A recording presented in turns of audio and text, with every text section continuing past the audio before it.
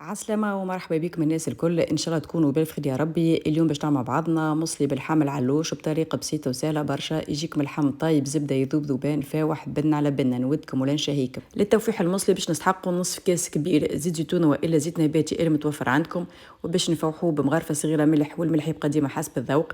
نصف مغرفه صغيره فلفل احمر، ربع مغرفه صغيره فلفل اكحل، ومغرفه صغيره كركم. ملاحظه صغيره، انا راني ما نفوحش اللحم العلوش لا بالثوم ولا بالتابل والكرويه، وانتم بالطبيعه اذا تحبوا تضيفوهم تنجموا تضيفوهم. نزيدوا عليهم كاس ماء، وباش نحرك المكونات كل مع بعضها مليح مليح باش هكاكا اللفحات الكل تدخل لي في بعضها، باش من بعد وقت ما نفوح بها اللحم والخضره تتفوح لي بالباهي.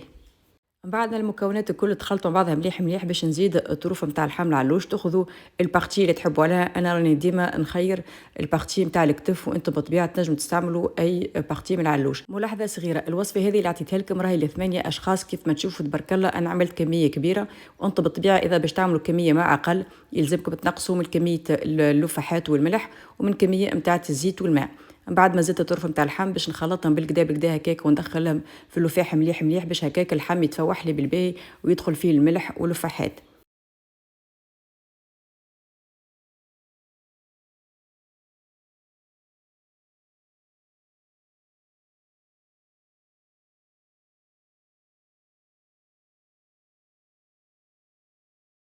بعد ما كملت فوحت اللحم نتاعي وتاكدت بلي هو تفوح بالباهي، باش نزيد 6 كعبات بطاطا قسمتهم على 2، وباش نزيد عليهم 6 كعبات طماطم هما زاده قسمتهم على 2. وبالطبيعه الخضره تنجموا تحطوا اي نوع نتاع خضر اخرى تحبوا عليها، انا عطيتكم جوست يعني الخضره اللي مستنسين نحطها في المصلي. بالطبيعه ما تنسوش البصل، انا الحقيقه راني نسيته لكن من بعد راني زدت كعبتين بصل قسمتهم شرائح. دونك نخلطوا المكونات الكل مع بعضها مليح مليح باش هكاك الخضره الكل واللحم يتفوحوا مع بعضهم بالباهي ويدخل فيهم اللفاح. لان كيف ما شفتوا دونك زدت كعبتين بصل وقصيتهم شرايح، ونكمل نخلط المكونات مع بعضها بالكدا بالكدا باش هكاك اللحم والخضره يتفوحوا بالباهي. بالحق المصلي راهو اسهل منه ما فماش، جوست ياخذ شويه وقت في التطيب على خاطر يطيب في الفور ويلزم يطيب في عقله باش هكاك يجيك مبنين. اما بالحق راهو ساهل مال، تخلطوا كل شيء على بعضه وتحطوه في طبق وتدخلوه للفور، هكاك تربحوا برشا وقت باش تعملوا حاجه اخرى على جنب. بعد ما كملت فوحت المكونات كل بعضها مليح مليح كيف ما تشوفوا الفيديو. خديت طنجره فخار، بالطبيعه اذا مش متوفره عندكم تنجموا تاخذوا اي طبق فخار، المهم يلزم يدخل الفور. وباش نحطوا فيه لا بروميير كوش، هي يلزمها تكون الكوش نتاع اللحم. مهم برشا، يلزمكم ديما تحطوا طروف نتاع اللحم هي الاولانيه، ومن بعد تزيدوا لها بقيه الخضره على خاطر اللحم يشد اكثر وقت من الخضره، واذا تحطوا دونك الخضره هي الاولانيه باش تطيب فيسع وتتهرى.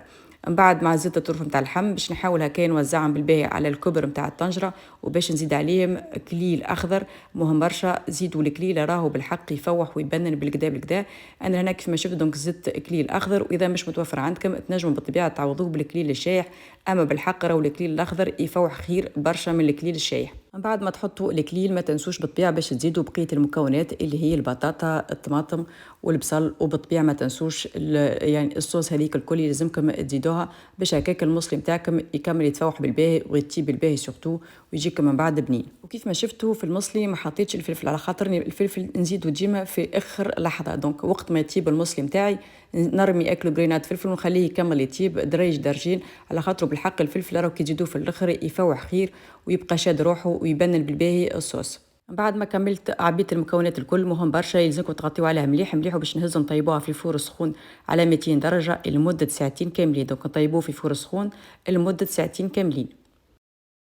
من بعد ساعتين من زمان المصلي متاعي طاب، كيف ما تشوفوا البطاطا طابت في حقها وما تهرتش، المكونات الكل طابت في حقها على قد ما نحكي لكم على الريحه وعلى البنه وشويه. اللحم طاب زبده يذوب ذوبان في الفم.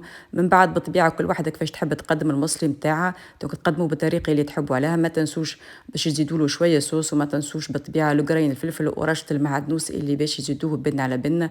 بالحق راه جا مصلي بنه ولا اروع، نودكم ولا نشهيكم.